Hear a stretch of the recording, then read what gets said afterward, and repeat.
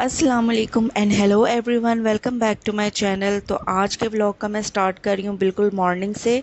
और यहाँ पे आप देख सकते हैं आलू पालक, ये जो ऊपर मामा ने पालक उगाई हुई है ना, ये वो उन्होंने तोड़ के थोड़ी सी तो एक आलू डाल के तो वो पालक बनाई है। और यकीन करें ये बहुत ज़्यादा ना टेस्टी बनी थी। तो जी मैं अपनी मॉर्निंग का ना आगाज़ करने जा रही हूँ एक कहवे से। तो मैं आपसे भी शेयर करती हूँ कि मैं किस चीज़ का कहवा बनाने जा रही हूँ। तो बस जी ये मैंने चला लिया है चूल्हा और इसके ऊपर मैं रख दूँगी पानी। तकरीबन 1 कप के करीब ना मैंने पानी लिया है और उसको मैं बॉयल कर लूँगी। ये मैं लेके आई थी दुबई से ही, ये हैं गोजी बेरीज और ये ड्राइड फॉर्म में है। इसके अंदर आपको मिनरल्स मिलेंगे, विटामिन्स मिलेंगे, प्रोटीन्स मिलेंगी। आप इसे वैसे भी खाने में यूज़ कर सकते हैं, कोई भी आप सैलड बनाएं तो उसके ऊपर भी स्प्रिंकल करके ना तो आप इसे यूज़ कर सकते हैं, खा सकते हैं। ये रिच होता है एंटीऑक्सीडेंट्स में और आपकी बॉडी को क्लेंस करने में, क्लीन करने में ना बहुत ज़्यादा हेल्पफुल रहता है। तो यहाँ पे तकरीबन 10 से 12 मैंने गोजी बेरीज ली हैं और उनको कप में ना मैं ऐड कर दूँगी। तो ये बिल्कुल ऐसे ही होता है जैसे मेवे नहीं होते, ये बिल्कुल वैसे ही लगता है। तो ये ड्राइड फॉर्म होती है। तो इसको ना मैं पानी इसके अंदर ऐड कर दूंगी और तकरीबन मैं 25 मिनट या आधे घंटे के लिए इसको गर्म पानी में ऐसे ही ना डिप रहने दूंगी। तो जब ये फूल जाएंगी ना, स्वेल हो जाएंगी, तो फिर मैं इनको पी लूँगी। इसका जो पानी है ना उसके अंदर सारा इसका जो असर है वो निकल आएगा ना, तो वो मैं पानी पी लूँगी। और दूसरा जो गोजी बेरीज हैं वो आप चाहें तो साथ साथ 2-3 आप खा भी सकते हैं। तो ये एक किस्म का ना सुपर फूड है। इसको अगर आपको भी अवेलेबल हो या अमेज़ोन वगैरह से, अगर आप पाकिस्तान में हैं तो दराज वगैरह से देख ले, पता नहीं अवेलेबल होगा या नहीं होगा, लेकिन मुझे भी बड़ी मुश्किल से ना ये दुबई से मिली थी। तो ये देखें मैंने इसे कवर करके रख दिया था तकरीबन 20 से 25 मिनट के लिए। और ये देखें किस तरह ये स्वेल हो गई हैं, फूल गई हैं। तो अब ये पानी मैं पी लूँगी और ये बेहतरीन एंटीऑक्सीडेंट है और सुपर फूड है। अगर आपको भी अवेलेबल हो ना तो ज़रूर इसको अपनी डाइट में शामिल करें।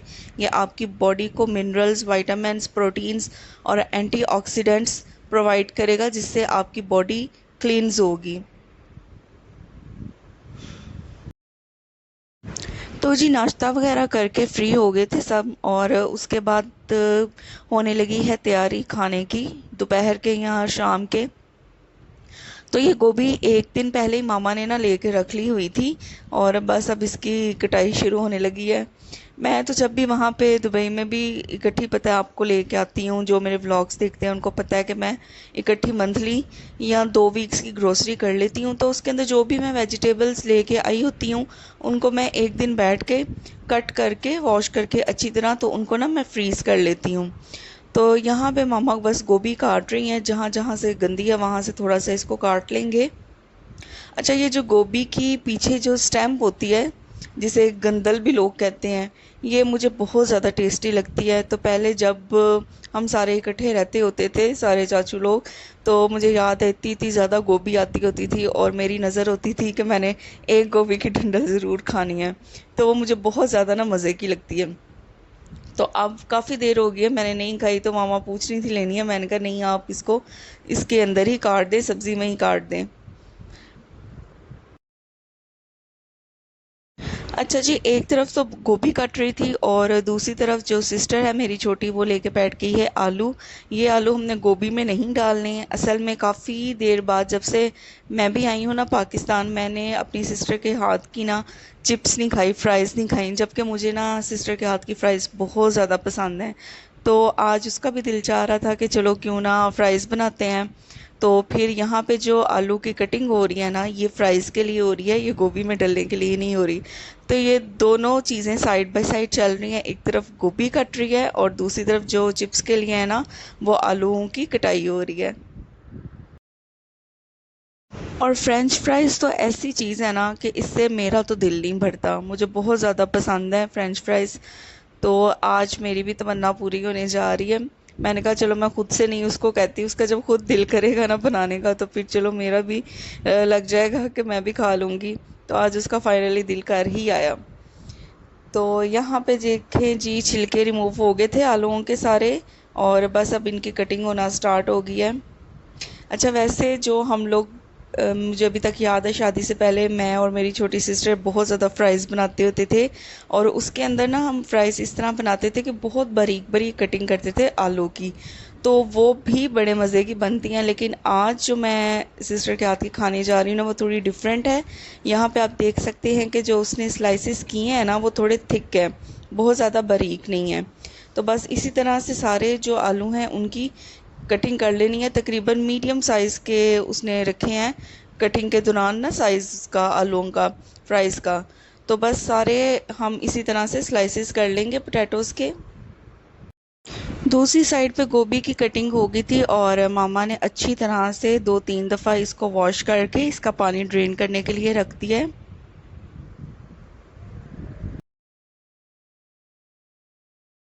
अच्छा, फ्राइज़ के लिए जो हमने आलू काटे थे ना, उनको पहले हमने ना बॉयल करना है। फुल बॉयल नहीं करना, नमक डाल के जस्ट इसको ना हमने हाफ़ बॉयल करना है। इससे भी ना बहुत अच्छी और टेस्टी बनती है फ्राइज़। तो ये थोड़ी डिफरेंट इसके अंदर रेसिपी है।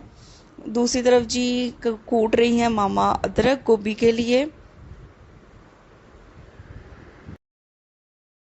और मैं बस तसल्ली से खड़ी होके सिस्टर को शूट कर रही हूँ और साथ मामा को, जो जो वो कुकिंग कर रही हैं। तो यहाँ पे देखिए जी, गोभी के लिए प्याज ले लिए हैं 2 अदद, और उनको इस तरह से बारीक बारीक काट लेना है। अच्छा जी, प्याज की कटिंग हो गई है। अब इसके अंदर ऐड कर देना है ऑयल, और इनको हम लोगों ने कर लेना है लाइट सा गोल्डन ब्राउन। बहुत ज़्यादा इसको डार्क ब्राउन नहीं करना। असल में ये जो गोभी मामा बनाने जा रही हैं ना, ये है कोरमा स्टाइल गोभी, और ये यकीन करें बहुत ज़्यादा टेस्टी बनती है। ये रेसिपी ना मैंने बनाई थी कुछ दिन पहले आलू गोभी के साथ, तो मामा को बहुत पसंद आई। तो मामा ने कहा कि चलो इसको गोभी चिकन के साथ मैं ट्राई करूँगी इस तरह से बनाने की। तो यहाँ पे थोड़ी जो डोई है वो भी मैं हिला रही हूँ। मैंने कहा चलो मेरी भी कंट्रीब्यूशन हो जाएगी अंदर, जो जस्ट मजाक कर रही हूँ। और दूसरी साइड पे देखें जो पोटैटोज़ हैं वो भी बॉयल हो रहे हैं। इनका असल में जो पोटैटोज़ का जो स्टार्च है ना, वो बॉयल करते हुए हम लोगों ने निकाल लेना है। अच्छा जी, अब इसके अंदर अदरक लहसुन का पेस्ट ऐड कर दिया है। जो लहसुन है उसका तो पेस्ट बना के रखा हुआ था मामा ने, और जो अदरक है उसको कूट के हमने शामिल कर दिया है। और बस इसको भी अच्छी तरह से हम सौटे कर लेंगे, ताकि जो कच्चेपन की स्मेल है अदरक और लहसुन की वो ख़त्म हो जाए। तो दूसरी तरफ जो हमारी फ्राइज़ है ना, वो हाफ़ बॉईल हो गई थी। इनका स्टार्च हमने रिमूव कर दिया है। अब इनको हमने पंखे के नीचे रख देना है ठंडा होने के लिए। तो इस रेसिपी में इसी तरह आपने करना है, इनको पंखे के नीचे रखना है आपने ठंडा होने के लिए।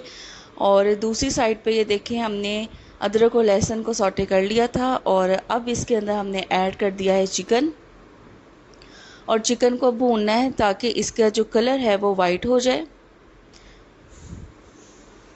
तो जैसे ही चिकन का कलर वाइट होना स्टार्ट होगा, तो इसके अंदर हमने बारीक बारीक काट के टमाटर ऐड कर देना है। तो ये जस्ट इसका टेस्ट, आप यकीन करें इस तरीके से बनाएंगे ना, तो आपको ऐसे ही लगेगा कि आप कोरमा स्टाइल गोभी चिकन खा रहे हैं। बहुत ज़्यादा टेस्टी बनती है। तो बस ये टमाटर ऐड करके इसको भी अच्छी तरह से हमने कर लेना है मिक्स। और दूसरी साइड पे हम लोगों ने रख दिया है ऑयल फ्राइज़ के लिए गर्म होने के लिए। तो साइड बाय साइड दोनों चीज़ें चल रही हैं।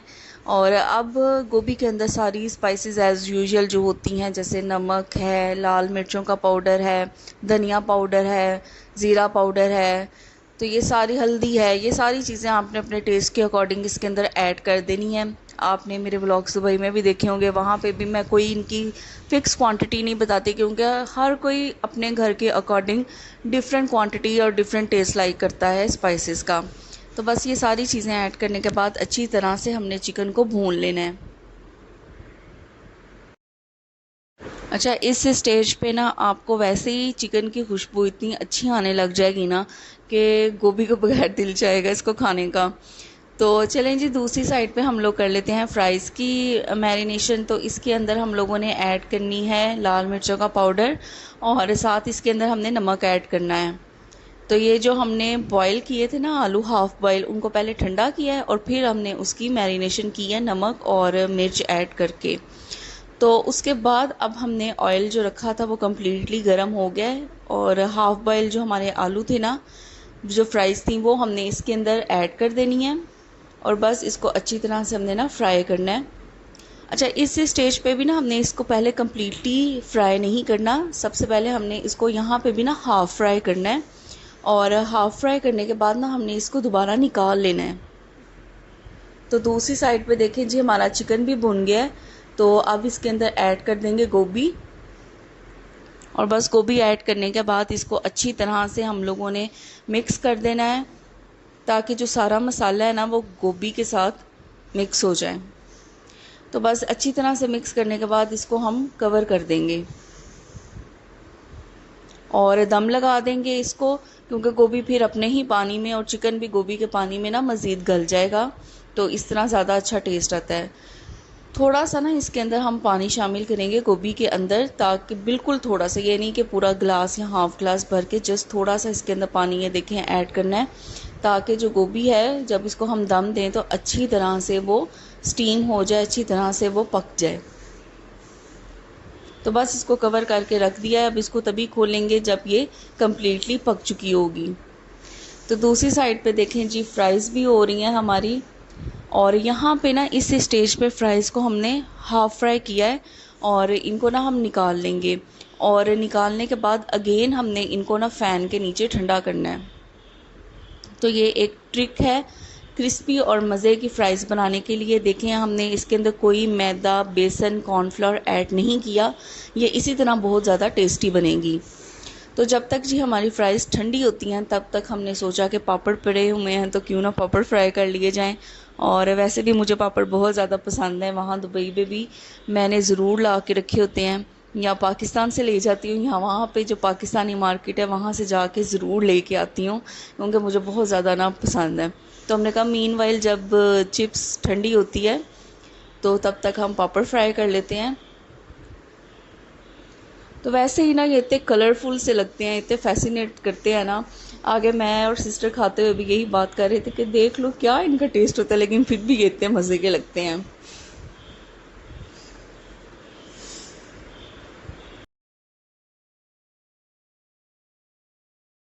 तो बस जी, ये मज़े मज़े के हमारे पापड़ हो गए हैं फ्राई। तो इसके अंदर दो किस्म के हैं पापड़, एक फ्लावर बना हुआ है और एक जो रैकेट फॉर्म होती है ना वो है। तो शेप्स तो ज़ाहिर है कोई मैटर नहीं करती, टेस्ट तो सभी का एक तरह का ही होता है। तो दूसरी तरफ हमारे फ्राइज़ ठंडे हो गए थे जो हमने हाफ़ फ्राई किए थे। तो अब हमने इनको ऑयल में ऐड करके कंप्लीट फ्राई कर लेना है। तो इस तरह ना ये बहुत ज़्यादा ना क्रिस्पी बनती है। तो ये देखें जी, हमारी फ्राइज़ भी हो गए हैं रेडी और पापड़ भी हो गए हैं रेडी। तो अब मैं कर लेती हूँ जी इनको इंजॉय।